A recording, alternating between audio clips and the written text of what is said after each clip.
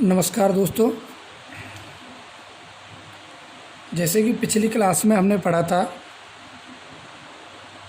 Growth and development के अंदर हम factor affecting the growth and development पढ़ रहे थे।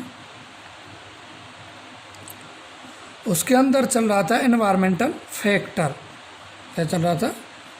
Environmental factor. एनवायरमेंटल फैक्टर में प्रीनेटल पीरियड चल रहा था। उसमें मैटरनल माल न्यूट्रिशन था। जब मदर के अंदर जो माल न्यूट्रिशन है या जो न्यूट्रिशस लेवल है, न्यूट्रिशन लेवल है, वो पुअर होगा तो जो चाइल्ड की जो हेल्थ है वो भी बहुत ज़्यादा अफेक्टेड होगी, पुअर होगी। एनेमिक मदर होगी तो बच्चे की जो हेल्थ स्टेटस है वो भी पुअर होगा। Maternal illness, mother continue illness है, बीमार है किसी भी डिसीज़ को लेकर, like that infection, rubella, syphilis, viral hepatitis, तो बेबी की भी हेल्थ क्या होगी? इम्पेयर्ड होगी। इन सारी चीज़ों से बेबी का भी हेल्थ होगा वो पुअर होगा। Administration of teratogenic drugs, we are discussing already teratogenicity. Teratogenicity एक टॉक्सिसिटी होती है। कुछ ड्रग्स होते हैं जो प्रेग्नेंट मदर के अंदर टॉक्सिसिटी क्रिएट करते हैं, जैसे कि थैलिडोमाइड जो ड्रग होती है वो प्रेग्नेंट वुमेन के अंदर टेराटोजेनिसिटी क्रिएट करती है। टेराटोजेनिसिटी के अंदर जो ड्रग होती है वो फीटस को डिस्ट्रॉय करती है। इसको हम कहते हैं टेराटोजेनिक ड्रग या teratogenicity. Those drug that affect to the foetus in the uterus is called as teratogenicities. Next we discuss hormonal influence. Date.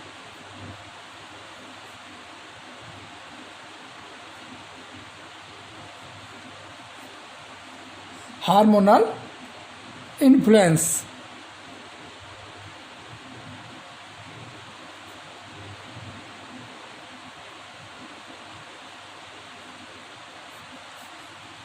Hormonal influence के अंदर ह्यूमन फीटस जो हार्मोनल इन्फ्लुएंस करेंगे, how to hormones to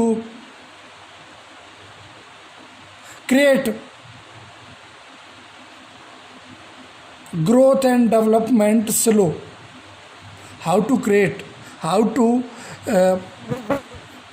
impair the growth and development. कैसे impaired करता है, क्यों impaired करता है? जो ह्यूमन फीटस होता है, human foetus secret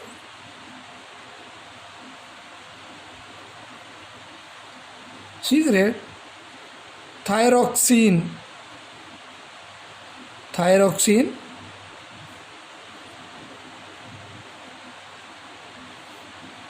from the 12th weeks of gestation।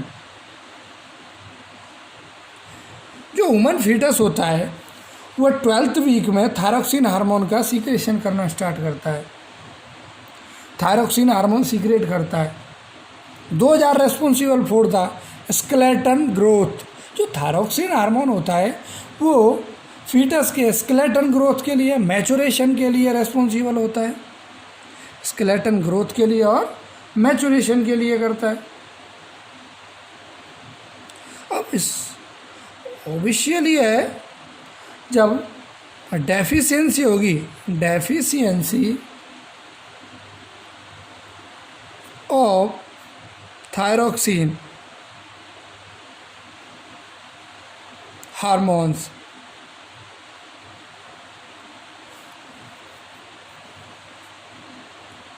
Retard skeleton growth,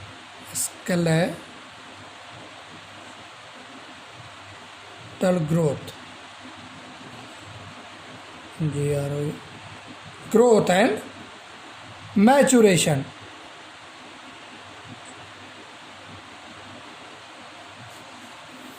अभी मैंने बताया था जो थायरोक्सिन हार्मोन होता है वो स्केलेटन को मैचुरेशन के लिए और ग्रोथ के लिए मेन रेस्पॉन्सिबल होता है। जब थायरॉक्सिन की कमी होगी, थायरॉक्सिन ही नहीं होगा तो एक तो बोन मैचुरेशन नहीं होगा, बोन मैचुरेशन नहीं होगा तो फीटस की जो प्रॉपर ग्रोथ है वो भी नहीं होगी, उसके अंदर जो बोन मैचुरेशन है वो भी नहीं होगा, और जो उसकी ग्रोथ है वो क्या होगी, ग्रोथ डिफॉर्मिटी होना स्टार्ट हो जाएंगी। बोन ही मैचुरेशन नहीं होगी तो बोनापन आ जाएगा, टाइम से मैचुरेशन नहीं होगा, अकॉर्डिंग टू एज जो ग्रोथ है वो नहीं होगी तो इम्पेयरमेंट होना स्टार्ट हो जाएंगे। Next we discuss post natal period. Post natal period,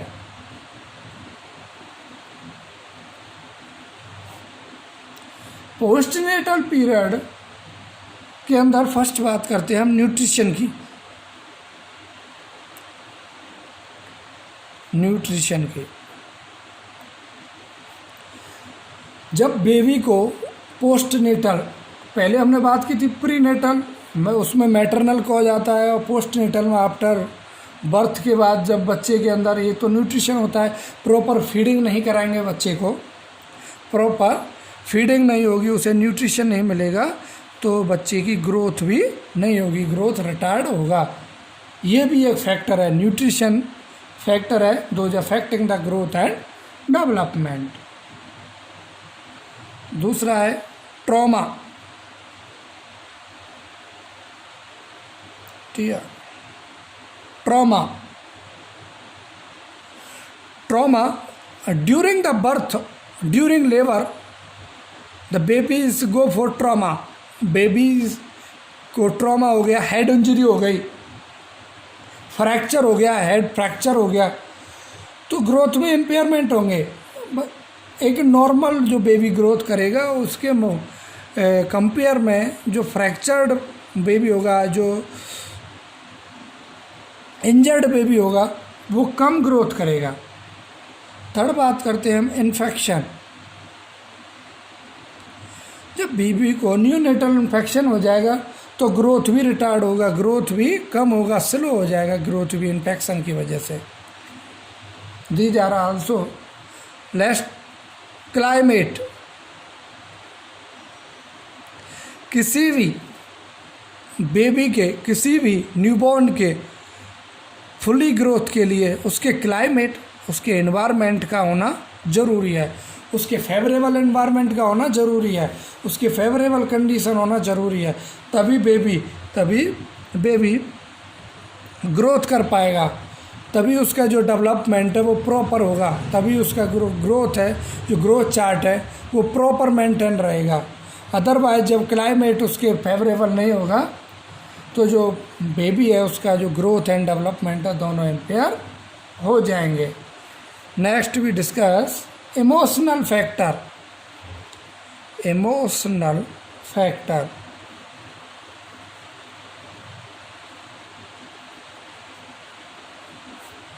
emotional factor की जब हम बात करें, broken Holmes,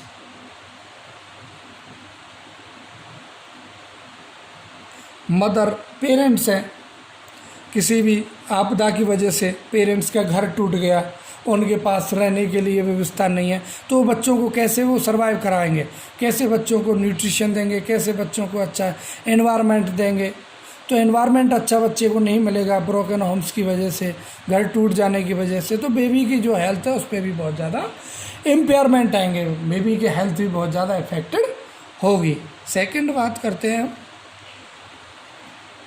anxiety, insecurity, anxiety होगी,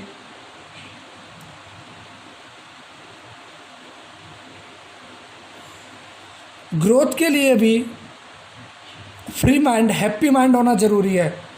any absence of psychological disorders, psychological कोई भी डिसऑर्डर, साइकेट्रिक डिसऑर्डर माइंड के अंदर नहीं होने चाहिए, बॉडी के अंदर नहीं होने चाहिए।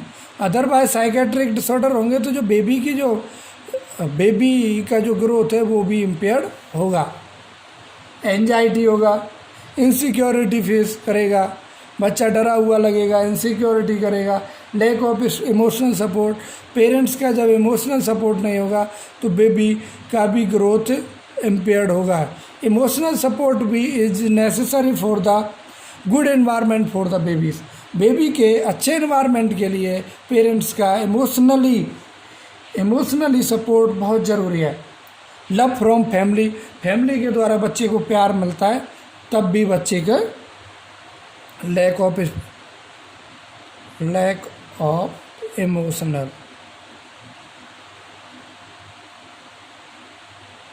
सपोर्ट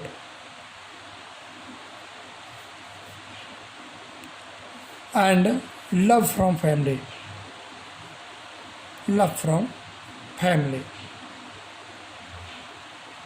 ये दोनों चीज़ें नेसेसरी है एक ग्रोथ के लिए।